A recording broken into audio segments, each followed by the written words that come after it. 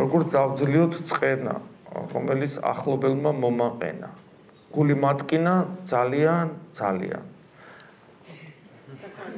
ნახეთ, მიმტევებლობა ეს ჩვენი თავისუფალი არჩევანი არ არის. თავისუფალი არჩევანი არის იქ, როდესაც მე ქრისტეს ვირჩევ, ან ქრისტეზე უარს ვამბობ.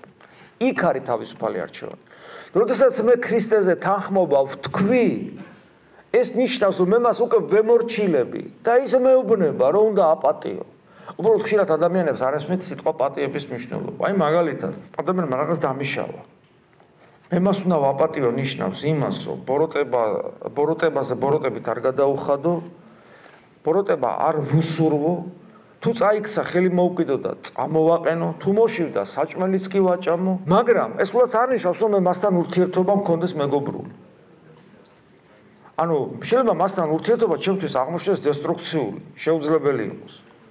მაგრამ კიდევ ვიმეორებ, ის ადამიანი მე უნდა მიყვარდეს მაინც და ეს სიყვარული ნიშნავს არა მისდამი ემოციურ დამოკიდებულებას, რომ მის გარეშე ვერ ვძლებდე, არამედ იმას, რაც გითხარით.